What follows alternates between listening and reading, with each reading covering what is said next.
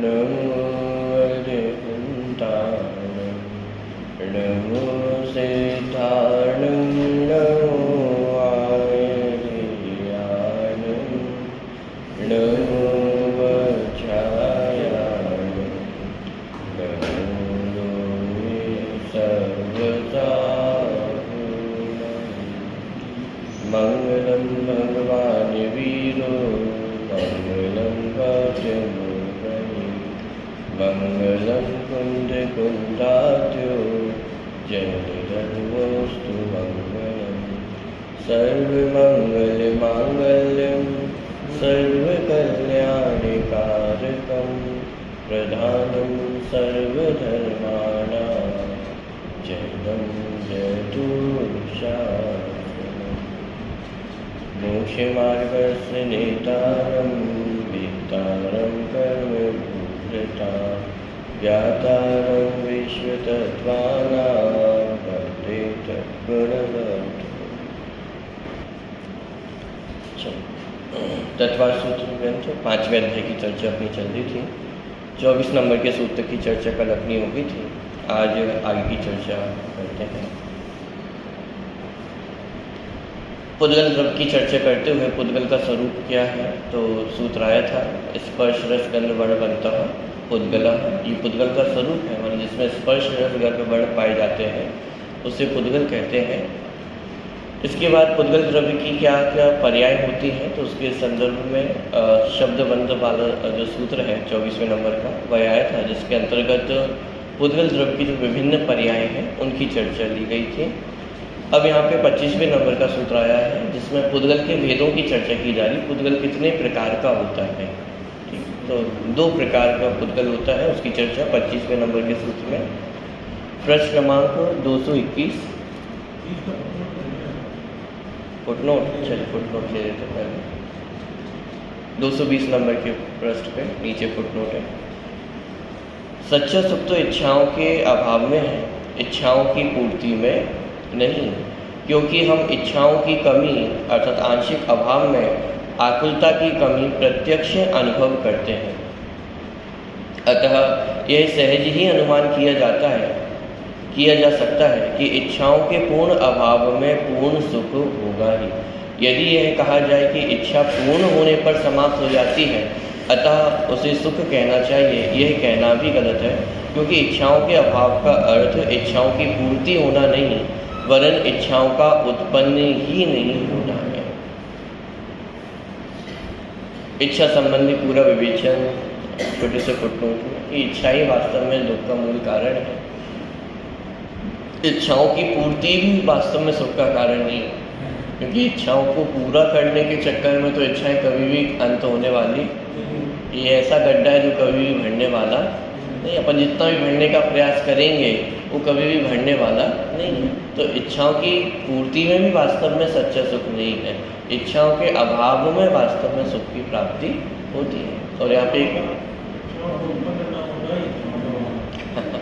यहाँ पे माने न्याय का वो भी दिया कि जैसे अनुमान से हम ये देख सकते हैं कि जिसकी इच्छा कम पाई जाती है तो उसको आकुलता भी कम पाई जाती है। तो यदि इच्छा होगी ही नहीं तो पूर्ण निराकुलता होगी। इच्छाएं जितनी अधिक हैं दुख भी उतना ही अधिक है। भले ही बाहर में पुण्य का तीव्र उदय भी हो, लेकिन जब तक इच्छाएं विद्यमान हैं तब तक सुखी नहीं हो सकते। तीर्थंकर जो हमारे 24 तीर्थंकर होते हैं तो उनकी तो पुण्य का तीव्र उदय है, लेकिन फिर भी वे सब कुछ छोड़ करके वन दीक्षा को धारण करते हैं या नहीं करते। इसका मतलब इच्छाओं की पूर्ति में तो सुख नहीं हो सकता है। पूरी चर्चा हाँ चर्चा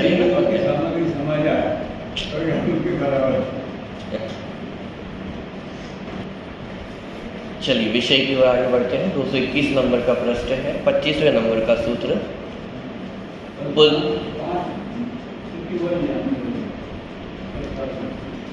पुद्गल द्रव्य के गुण और पर्यायों की चर्चा के उपरांत अब उसके भेदों की चर्चा करते हैं। तो 2 प्रकार के पुद्गल होते हैं, देखिए। अणवः स्कंधाश्च अण्वः स्कंधाश्च। अणु और स्कंद ये पुद्गल द्रव्य के दो भेद हैं और दोनों में ही बहुवचन का प्रयोग किया है, अण्वः और स्कंदः, ये दर्शाने के लिए कि अणु भी बहुत सारे हैं और स्कंद भी बहुत सारे हैं। उनको दो कैटेगरी में डिवाइड किया है, अणु और स्कंद। अणु किसे कहते हैं कि जिसका दूसरा विभाग ना हो सके उसे अणु कहते हैं, माने पुद्गल द्रव्य की जो सबसे छोटी इकाई है जिसका दूसरा विभाग नहीं हो सकता, जैसे आज की विज्ञान की भाषा में जिसे एटम कहा जाता है, परमाणु कहा जाता है, तो वही अणु है। लेकिन जो विज्ञान की नज़रिए में आज अणु है वो वास्तव में अणु नहीं है, क्योंकि उसके भी भेद संभव है। लेकिन जो सबसे छोटी इकाई होगी जिसका कोई दूसरा विभाग होना संभव नहीं है उसे अणु कहते हैं। और स्कंद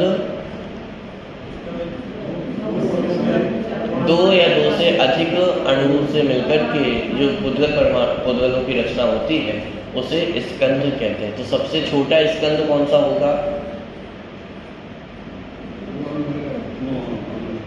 दो अणुओं का, दो अणु से मिलकर के जो स्कंद की रचना होती है वो सबसे छोटा स्कंद है। और सबसे बड़ा स्कंद महास्कंद। कल अपन ने देखा ना, शब्द पढ़ा था महास्कंद। महास्कंद क्या है? महासत्ता।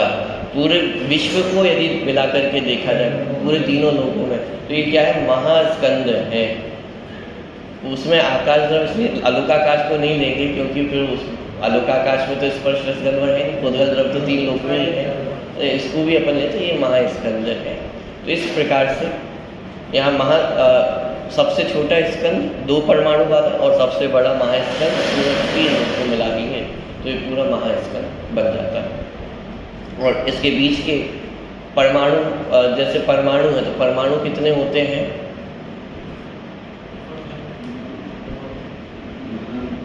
कितने होते हैं? अपन पहले संख्या पढ़ के आ चुके हैं। जीव कितने हैं? अनंत है। और पुद्गल द्रव्य कितने हैं? अनंत अनंत। ये संख्या पर पढ़ के आ चुके हैं ना पहले। तो जीव अनंत होते हैं और पुद्गल अनंतानंत होते हैं, माने पुद्गल द्रव्य से भी अनंत, जीव द्रव्य से भी अनंत गुणे पुद्गल द्रव्य हैं। तो पुद्गल द्रव्य के दो भेद है, अणु और स्कंद। तो परमाणु कितने हैं? अनंतानंत परमाणु है, माने जीव से भी अनंत गुण है। सीधा सा हिसाब है, एक जीव के साथ कार्माण वर्णाएं हैं, शरीर है और बाहर के संयोग भी है, 9 कर्म है। तो जब इन सबको यदि देखेंगे तो एक जीव के, माने एक जीव पर कितने अणु है, कितने पुद्गल है? ये अनंत पुद्गल है एक जीव पर। तो अनंत जीव पे अनंत पुद्गल परमाणु, तो इसलिए अनंत अनंत, ये जीव से भी अनंत गुणे पुद्गल परमाणु है। अब है सब अनंत में ही, जीव भी अनंत है और पुद्गल परमाणु भी अनंत है। मात्र संख्या बताने के लिए कि जीवों से भी अधिक संख्या इन पुद्गल परमाणु की है, इसलिए ये अनंत कहा। ठीक, तो अणु भी अनंत होते हैं और स्कंद भी अनंत प्रकार के होते हैं। तो दो परमाणु से बने हुए स्कंद से लेकर के महास्कंद तक, इनके बीच में अनंत प्रकार के स्कंद होते हैं। तो अण्वः स्कंधाश्च। चलिए इसको थोड़ा सा पढ़ते हैं। अणु किसे कहते हैं? पुद्गल के सबसे छोटे से छोटे भाग को अणु या परमाणु कहते हैं। यह परमाणु ही मूलतः पुद्गल द्रव्य है। क्या कह रहे हैं? मूल में तो ये जो परमाणु है ये वास्तविक पुद्गल द्रव्य है। इसको ऐसा भी कह सकते हैं कि जो पुद्गल द्रव्य की शुद्ध अवस्था है वो ये परमाणु है। बाकी जितनी स्कंद रूप अवस्था है ये पुद्गल द्रव्य की अशुद्ध रूप अवस्था है, अशुद्ध पर्याय है। मूल जो शुद्ध पुद्गल द्रव्य है वो परमाणु है। यह एक प्रदेशी ही होता है। एक प्रदेशी अणु को अप्रदेशी भी कहते हैं। क्या? एक प्रदेशी होता है जो पुद्गल द्रव्य का पुद्गल परमाणु है, वह आकाश द्रव्य के मात्र एक प्रदेश को ही घेरता है, उससे अधिक प्रदेश की आवश्यकता इसे नहीं होती है। तो एक प्रदेशी होता है, इसलिए इसे अप्रदेशी भी कहा जाता है। एक पुद्गल परमाणु में 5 रसों में से कोई एक रस, 5 रंगों में से कोई एक रंग 2 गंधों में से कोई एक गंध और 8 स्पर्शों में से कोई 2 अविरोधी स्पर्श अर्थात शीत और उष्ण में से कोई एक स्पर्श तथा स्निग्ध और रुक्ष में से कोई एक स्पर्श। इस प्रकार अणु के मूलतः 5 गुण होते हैं। चलो, अनेक पुद्गल परमाणु स्कंद किसे कहते हैं? अनेक पुद्गल परमाणुओं के पिंड को स्कंद कहते हैं। ये स्कंद एक से अधिक 2 परमाणुओं से लेकर अनंत परमाणुओं के होते हैं, हो सकते हैं। वस्तुतः ये स्कंद पुद्गल द्रव्य नहीं, पुद्गल द्रव्य की पर्याय है। मूल पुद्गल द्रव्य तो अणु या परमाणु ही है। यद्यपि अणु भी रूपी है, तथापि अत्यंत सूक्ष्म होने से वह चक्षु इंद्रिय से दिखाई नहीं देता है। नियम सारजी में इस अणु की परिभाषा दी गई है। 26 नंबर की गाथा है, मैं अर्थ पढ़ता हूँ। आदि मध्य और अंत से रहित, इंद्रियों से अग्राही और जिसका विभाग करना संभव ना हो, ऐसा अविभागी पुद्गल परमाणु द्रव्य है। अरे पुद्गल परमाणु को भी द्रव्य सिद्ध किया जा रहा है कि वही भी कैसा है? द्रव्य है। और पुद्गल परमाणु कैसा है? आदि मध्य और अंत से रहित है। आदि मध्य अंत से रहित है मतलब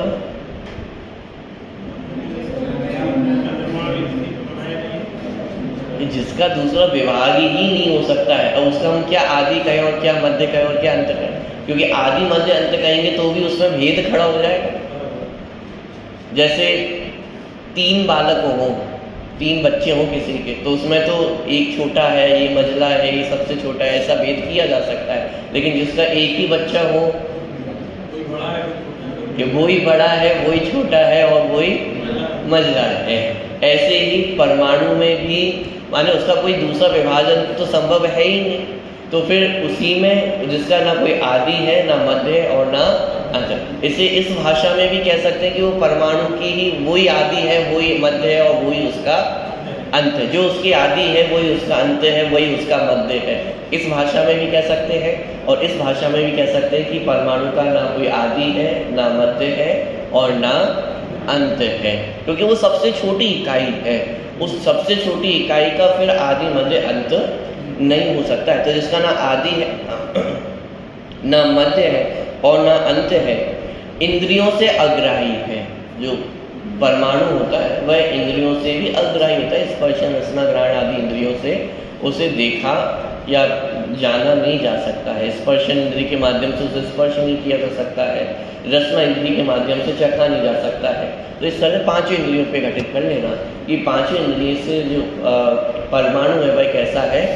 अग्राही है, उसे ग्रहण नहीं किया जा सकता। इसका मतलब जो कुछ भी हम देख रहे हैं वो सब क्या है? स्कंद ही है, अणु नहीं है। माने अणु से मिलकर के जो स्कंद रूप दशा बनी हुई है, स्कंद ही हमें दिखाई देता है। जो कुछ चखने में आता है, जो कुछ सुनने में आता है, वह सब स्कंद ही है। मूल जो पुद्गल परमाणु है, माने यदि अकेला पुद्गल परमाणु है तो उसको 5 इंद्रियों से जानना संभव नहीं है। ठीक, तो इंद्रियों से अग्राह्य और जिसका विभाग करना संभव न हो, जिसको दूसरा टुकड़ा नहीं किया जा सकता है, ऐसा अविभागी पुद्गल परमाणु द्रव्य है। कि वह पुद्गल परमाणु भी द्रव्य है। और द्रव्य है मतलब मैं भी एक द्रव्य हूँ ना, जीव भी एक द्रव्य है। तो ऐसे जितनी सत्ता मेरी है उतनी सत्ता उस पुद्गल परमाणु की भी है, और उसमें भी कोई कमी नहीं है। आगे अपना प्रकरण आएगा सत्ता संबंधी, सत्ता किसे कहते हैं, उत्पाद वैद्रव्य, इन सारी की चर्चा अपन करेंगे। वहाँ पे अपन इस बात को समझेंगे कि एक एक पुद्गल परमाणु की अपनी सत्ता है, वो भी द्रव्य है, उसमें भी उत्पाद वैद्रव्य है, उसमें भी अनंत गुण है। तो ये माने इसको समझना कि पुद्गल परमाणु को भी यहाँ पे द्रव्य सिद्ध किया जा रहा है। तो पुद्गल द्रव्य के 2 भेद हुए, अणु और स्कंद। इनके और भी भेद किए जाते हैं पुद्गल द्रव्य के। जैसे आचार्य पुण्य ने समय सारणी में सूक्ष्म सूक्ष्म सूक्ष्म सूक्ष्म स्थूल, स्थूल सूक्ष्म, स्थूल स्थूल स्थूल, इस प्रकार के भेद किए हैं। पंचास्तिकाय में भी माने इसी प्रकार का विभाजन है, लेकिन वहाँ पे शब्द अलग प्रयोग किया, बादर का। तो बादर बादर बादर बादर सूक्ष्म, इस प्रकार से वहाँ पे प्रयोग किए। तो ये भी माने पुद्गल के ही और भेद यदि अपन देखना चाहें तो इस प्रकार के भेद भी देखने को मिलते हैं। जैसे स्थूल स्थूल है, तो स्थूल स्थूल माने ऐसे पुद्गल द्रव्य कि जिनको दो टुकड़ों में भी बांटा जा सकता है और दो टुकड़ों में बांटने पर जिनके दो टुकड़े हो जाए और फिर उनको वापस जोड़ा ना जा सके, उन्हें कहा जाता है स्थूल स्थूल। जैसे कोई आपकी वस्तु है वो टूट जाए फिर उसको वापस जोड़ना संभव नहीं है। आप कहेंगे हम तो जोड़ देंगे फेविकॉल से, या जैसे लकड़ी की कोई वस्तु टूट गई तो उसे फेविकॉल से जोड़ा जा सकता है, लेकिन जैसे वो बिना टूटने पर जैसी वस्तु होती है वैसा पुनः उसका निर्माण जोड़ने पर वैसा नहीं हो सकता है। अन्य साधनों से उसे चिपकाया जा सकता है, जोड़ने का प्रयास किया जा सकता है, लेकिन जो वो अखंड वस्तु होती है वापस वैसी अखंड वस्तु वह नहीं हो सकती है। तो ऐसे जो पुद्गल द्रव्य होते हैं उन्हें कहा जाता है स्थूल स्थूल। ये सबसे स्थूल पदार्थ होते हैं। उसके बाद आता है स्थूल। तो ये ऐसे पदार्थ हैं जिनको तोड़ा तो जा सकता है, अलग अलग तो किया जा सकता है, लेकिन मिलाने पर वापस मिल जाते हैं। जैसे पानी है, पानी एक गिलास में आपने पानी रखा हुआ है, अब थोड़ा सा आपने उसको दूसरे गिलास में ले लिया तो अलग अलग टुकड़े हो गए पानी के, तो अलग अलग भी हो जाते हैं। और लेकिन जब उसको वापस पानी में मिला दिया जाए तो वैसा का वैसा ही हो जाता है। वहाँ पे आपको कोई फेविकॉल का आवश्यकता नहीं, किसी चीज़ की आवश्यकता, और वैसी की वैसी अवस्था को प्राप्त हो जाएंगे। तेल है, जितने चिकने पदार्थ है, दूध है, तो ये सब टूट भी सकते हैं और वापस उनको जोड़ा भी जा सकता है और बिल्कुल वैसे के वैसे हो जाते हैं। तो ऐसे जो पदार्थ हैं उन्हें कहा जाता है स्थूल। इसके बाद आते हैं स्थूल सूक्ष्म। तो स्थूल सूक्ष्म के अंतर्गत आ जाती है अपनी छाया, कि जिसके आप अलग से टुकड़े नहीं कर सकते। छाया है तो जैसी है वो तो वैसी ही बनी रहेगी, उसमें अपन कुछ कर सकते नहीं है। उसके बाद आता है स्थूल सूक्ष्म हो गया, सूक्ष्म स्थूल। सूक्ष्म स्थूल के अंतर्गत भी वो चीज़ें आती हैं जिन्हें हम आँखों से नहीं देख सकते हैं लेकिन वे होती हैं। जैसे गंध है, आँखों से नहीं देखी जा सकती है लेकिन वह भी पुद्गल है। शब्द है, आँखों से नहीं देखे जा सकते हैं लेकिन होते हैं। तो ये जो सारी चीज़ें, इनको आँखों से देखना संभव नहीं है लेकिन बाकी के इंद्रियों के विषय वे होते हैं। तो इन सबको कहा जाता है सूक्ष्म स्थूल। जैसे स्वाद भी है, तो स्वाद आपको आँखों से दिखाई देता है, शक्कर तो दिखाई दे सकती है लेकिन उसकी जो विशेषताएं होती है वो सब, जो मिठास है, ये सब आँखों से दिखाई, शब्द है, गंध है, ये सब आँखों से दिखाई नहीं देते हैं। तो ये सब कैसे है? सूक्ष्म स्थूल। अगला भेद सूक्ष्म।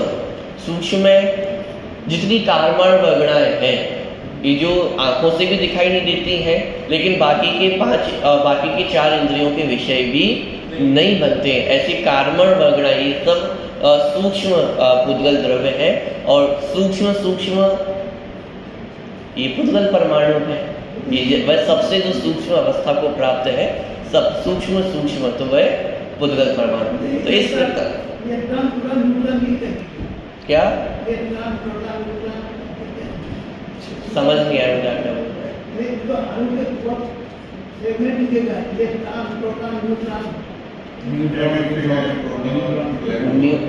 ये वर्तमान में जो विज्ञान है उसमें एटम की जो रचना होती है उसमें इलेक्ट्रॉन्स, प्रोटॉन्स वगैरह बताए जाते हैं। तो ये भी उसमें भेद हो गया ना, तो वास्तव में वो परमाणु नहीं है। जैन दर्शन के अनुसार उसको परमाणु नहीं कहा जाएगा। जैन दर्शन के अनुसार सबसे छोटी इकाई जिसका दूसरा विभाग नहीं हो सकता है उसे परमाणु कहा जाएगा। वर्तमान में जो विज्ञान जिसको परमाणु मानते हैं वो तो उसमें भी भेद मानते हैं कि एक एटम है, उसके अंदर इलेक्ट्रॉन्स, प्रोटॉन्स ये सब पाए जाते हैं। तो फिर क्या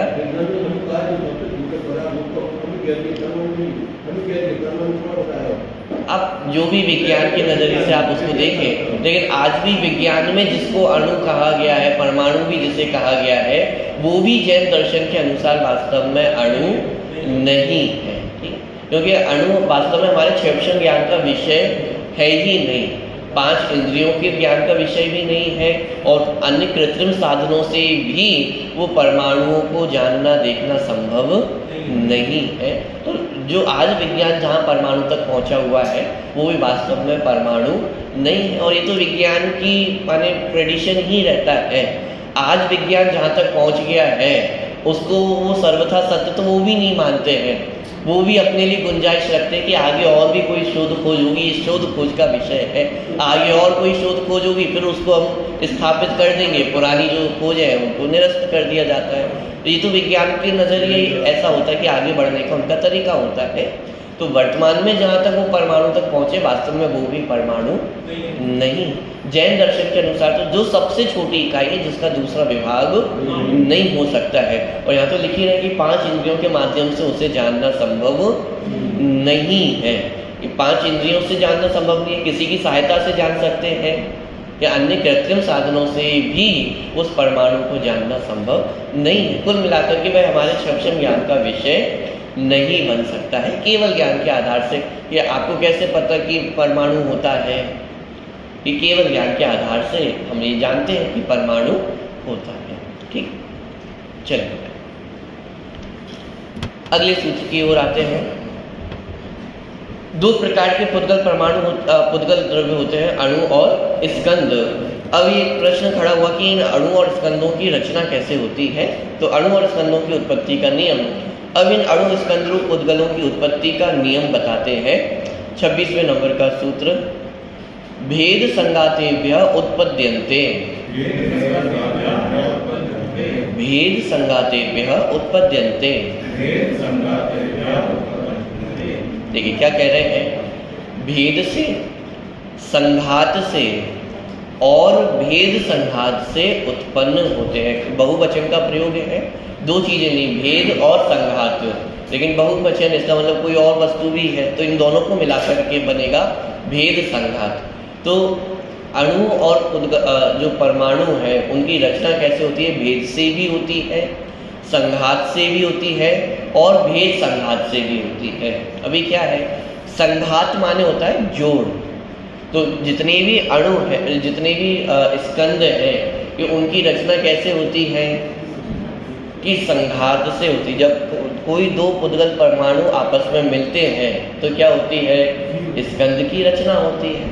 ये तो सबसे कम हुए 2, अधिक से अधिक तो बहुत सारे मिल सकते हैं। अनंत पुद्गल परमाणु मिलकर के भी स्कंद की रचना करते हैं। तो जुड़ करके जो रचना होती है उसे कहा जाता है संघात से स्कंद की रचना होना। ठीक है, क्या अकेले संघात से ही रचना होती है कि नहीं? भेद से भी स्कंद की रचना होती है।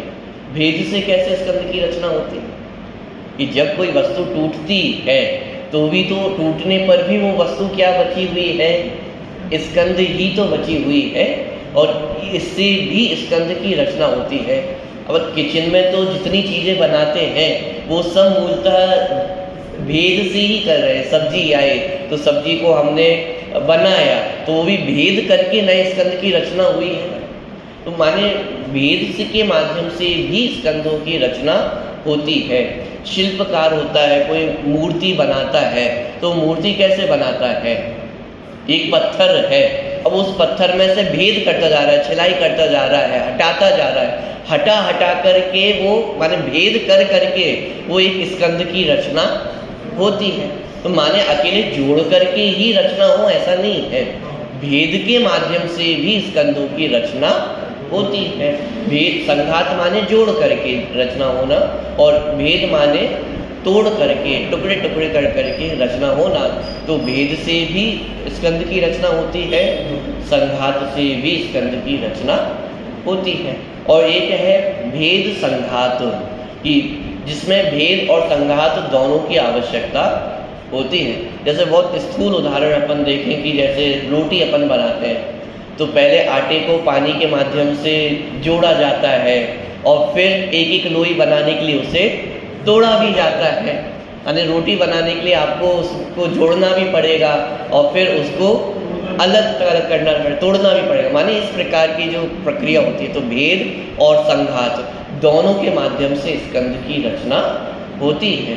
तो इस प्रकार भेद संघात और भेद संघात ये 3 प्रकार से स्कंद की रचना होती है। तो प्रश्न खड़ा हुआ, ये तो स्कंद की बात हो गई, अणु की रचना कैसे होती है?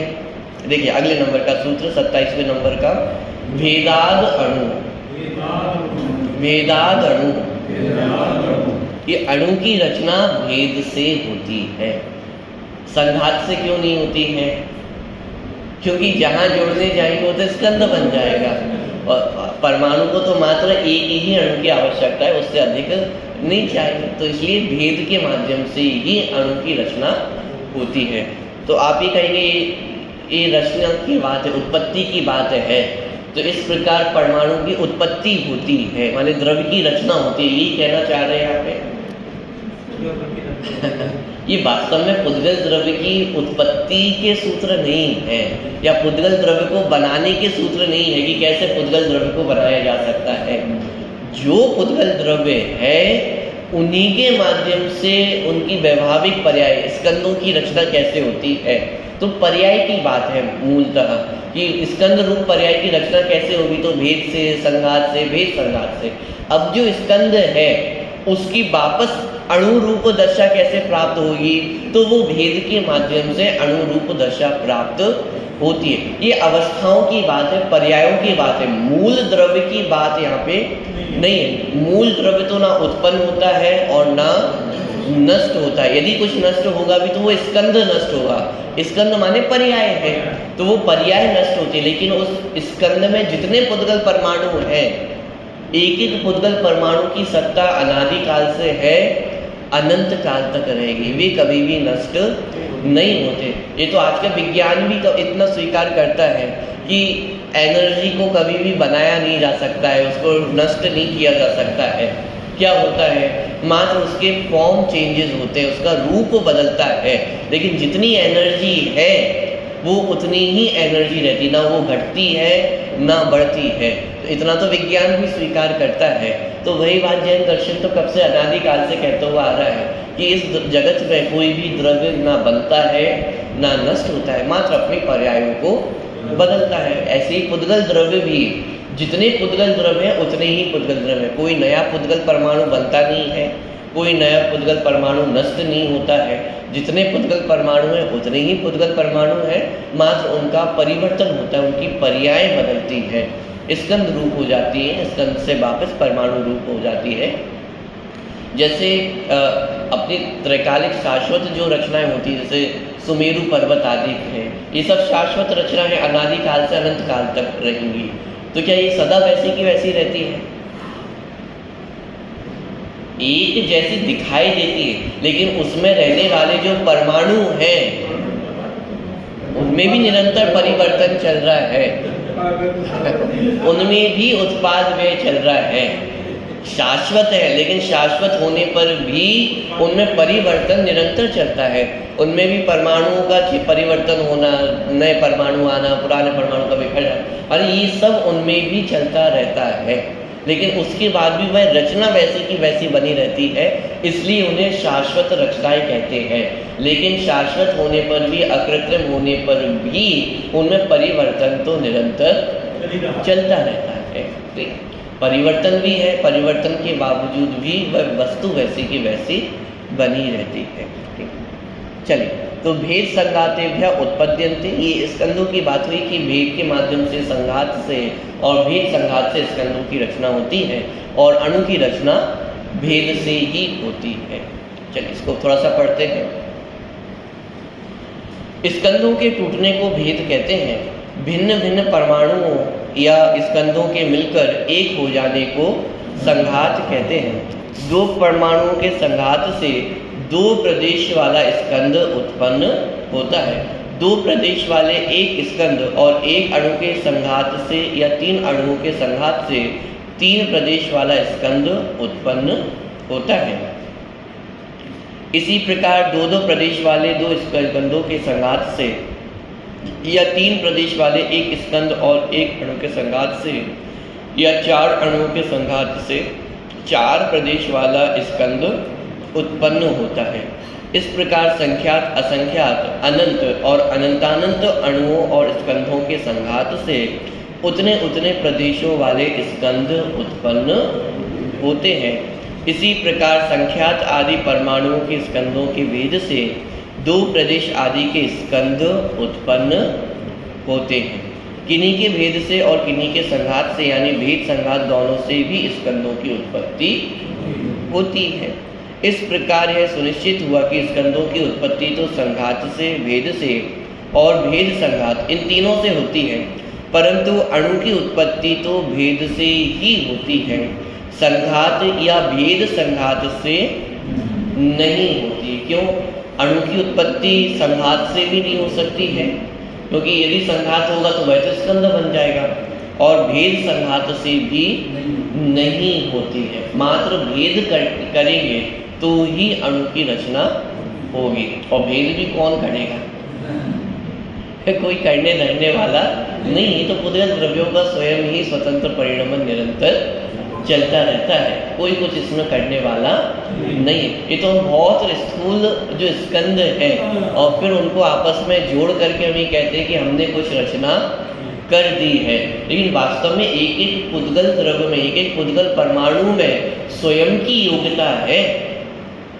थोड़ा सा यदि गंभीरता से विचार करके देखें, हमें लगता है कि हमने कुछ बना दिया है, हमने कुछ कर दिया है, हमने वस्तु को यहाँ से वहाँ कर दिया है, लेकिन एक एक पुद्गल द्रव्य की स्वयं की योग्यता है।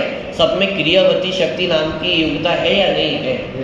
एक एक पुद्गल परमाणु में क्रियावती शक्ति है, तो एक एक पुद्गल परमाणु में स्वयं की योग्यता है यहाँ से वहाँ होने की। हम ही सोचें कि हमने कुछ कर दिया है, हमने कुछ जोड़ तोड़ करके बना दिया है, ये बहुत बड़ा भ्रम है। माने जितना कर्तृत्व का अहंकार है, इसी वजह से तो है कि हमने पुद्गल द्रव्य में इतना कुछ कर दिया है, इतना बड़ा हमने घर बना करके तैयार कर दिया है, इतने रुपए पैसे हमने कमा लिए हैं। तो किसने किया है ये सब? हमने किया है, मैंने किया है। तो बहुत गंभीरता से विचार करके देखें, एक एक पुद्गल परमाणु की योग्यता वो स्वयं की योग्यता है। 2 पुद्गल परमाणु आपस में मिलेंगे और वो स्कंद बनाएंगे, ये योग्यता किसमें है? वो स्वयं की योग्यता है। हमने तो सोच समझ के बनाया भी नहीं है, वो दोनों की स्वयं की क्रियावती शक्ति नाम की योग्यता है। हमें सोचें कि हमारे पुण्य की उदय से ये होता होगा। अभी तक तो हमें ये लगता है ना, पुण्य के उदय से रुपए पैसे आते हैं, पुण्य के उदय से सामग्री आती है। लेकिन वस्तु स्वतंत्रता से विचार करके देखें तो पुण्य के उदय से भी रुपए पैसे नहीं आ रहे हैं, वो रुपए पैसे भी स्वयं की क्रियावती शक्ति की योग्यता से ही आ रहे हैं। माने वो स्वयं की योग्यता है, स्वतंत्र योग्यता है। यदि क्रियावती शक्ति ना हो तो कौन किसको यहाँ से वहाँ ले जा सकता है? क्रियावती शक्ति है तो वो चीज़ें यहाँ से वहाँ एक स्थान से दूसरे स्थान पे जाती है। क्रियावती शक्ति ना हो तो एक वस्तु दूसरे स्थान पे भी ना जाए। हमें लगता है कि हमारे पुण्य के करने से ये सारी चीज़ें होती हैं, लेकिन पुण्य के करने से भी ये चीज़ें होती नहीं। तो वास्तव में पुण्य क्या है? पुण्य तो जो चीज़ें हमारे पास आई हैं उसमें अनुकूल मानना, ये पुण्य का उदय, और उसमें प्रतिकूल अनुभूति होना, ये पाप का उदय है। पुण्य के उदय से कुछ आता हो, पुण्य के चले जाने से चला जाता हो, यानी ये वस्तु स्वातंत्र में जाकर के देखेंगे तो उसमें कुछ भी नहीं हो रहा है। एक एक अणु स्वतंत्र है, एक एक अणु का परिणमन स्वतंत्र है, कोई कुछ जोड़ने तोड़ने वाला नहीं है, कोई कुछ करने धरने वाला नहीं। माने किसी को कुछ करने की आवश्यकता भी नहीं है।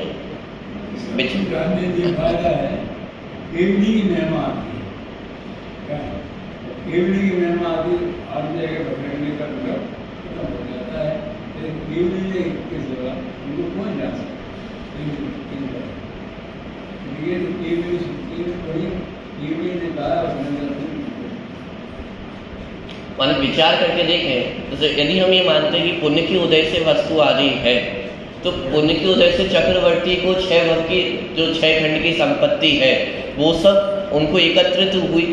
अब जब उनका पुण्य का उदय चला गया, उन्होंने दीक्षा धारण कर ली है, अब उतना पुण्य का उदय चला गया है, तो अब वो वस्तु कहाँ गई?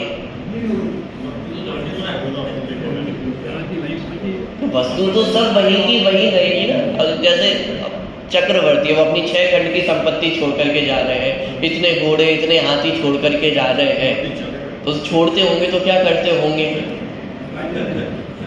वो नगर में आतंक नहीं हो जाता होगा, इतने सारे हाथी इतने सारे घोड़े छोड़ देंगे, क्या होगा? कि वस्तु तो वही की वही रहती है, संपत्ति कहाँ जाएगी? सब वही का वही रहता है।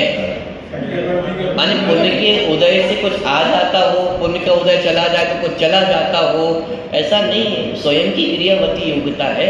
एक एक नोट भी यदि आपके पास आ रहा है तो कैसे आ रहा है? स्वयं की योग्यता से आ रहा है, स्वयं की क्रियावती शक्ति की योग्यता से आ रहा है। हाँ, उस नोट के आने पर यदि हमने थोड़े अनुकूल अनुभूति कर ली, उसे पुण्य का उदय कहा जाता है। और उसी नोट के आने पर जब प्रतिकूल अनुभूति होने लग जाए, और ये तो लाइव एग्जाम्पल हमें सब में मिल गया कि नहीं मिल गया?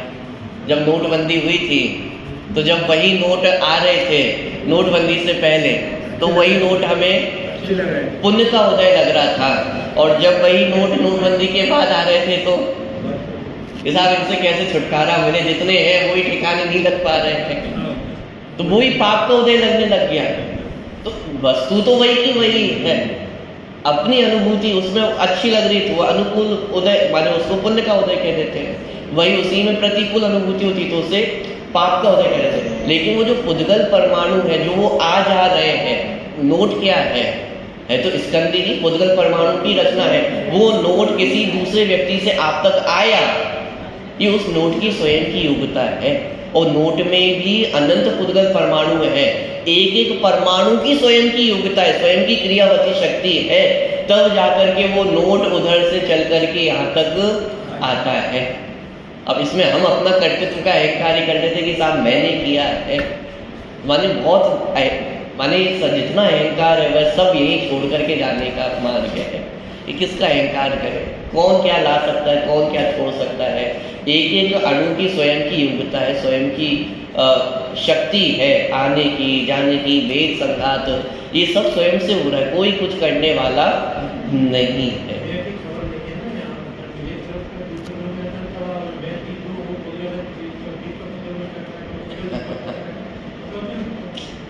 माने ये भी माने सिद्धांतों को जब हम पढ़ते हैं, पुद्गल की रचना कैसे होती है, अणु कैसे बनते हैं, स्कंद कैसे बनते हैं, माने इनसे भी कितना स्वतंत्रता का ज्ञान होता है। यानी ये विषय भी ऐसे नहीं कि मात्र पढ़ लिए और हो गया हमारा काम, इनसे भी अध्यात्म निकलता है, इनसे भी माने हमारे प्रयोजन की सिद्धि होती है। देखने का नजरिया चाहिए मात्र। चल,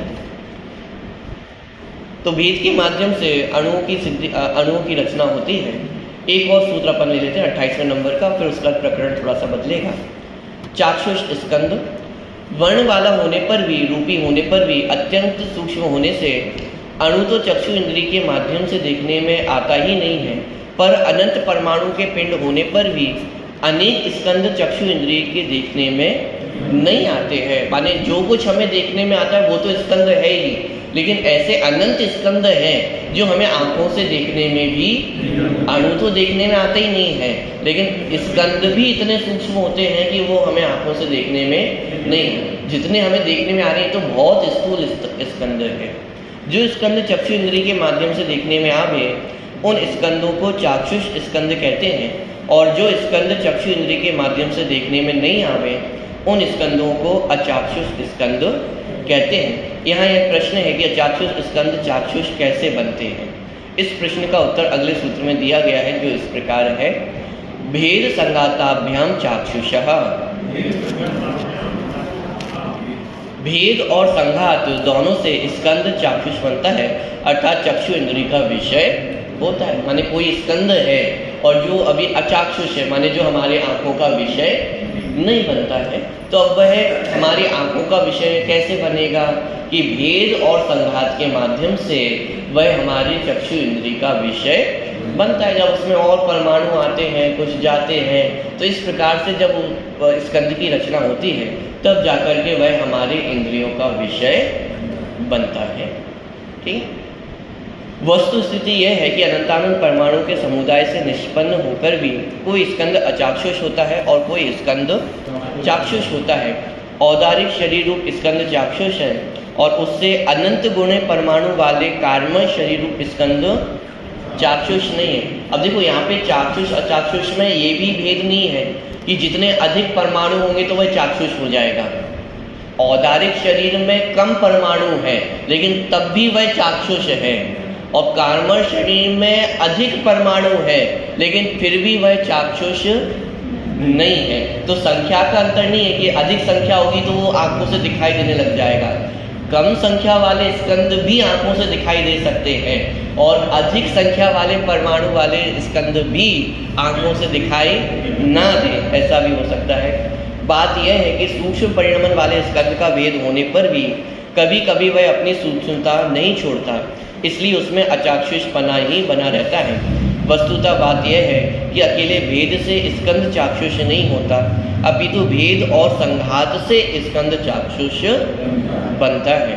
किसी एक स्कंद में भेद होने पर जब उस स्कंद का किसी दूसरे स्कंद से संघात होता है तो उसमें स्थूलता की उत्पत्ति हो जाती है और वह चाक्षुष हो जाता है। तो माने कोई अचाक्षुष स्कंद चाक्षुष कैसे बनता है? अकेले भेद से भी नहीं बनता है, अकेले संघात से भी नहीं बनता है, भेद संघात दोनों उसमें चाहिए। कोई कुछ परमाणु ऐसे हो सकते हैं कि जो अपनी सूक्ष्मता को नहीं छोड़ते हैं तो उनका भेद होगा, नए स्कंदों से मिलेगा, नए पुद्गल परमाणु से मिलेगा, स्थूल परमाणु से मिलेगा, तब जाकर के वो हमारे चक्षु इंद्रिय का विषय बन पाते हैं। तो इस प्रकार जो हमारी इंद्रियों चक्षु इंद्रिय का विषय बने वे चाक्षुष स्कंद, और जो हमारे चक्षु इंद्रिय का विषय ना बने वे अचाक्षुष स्कंद हैं।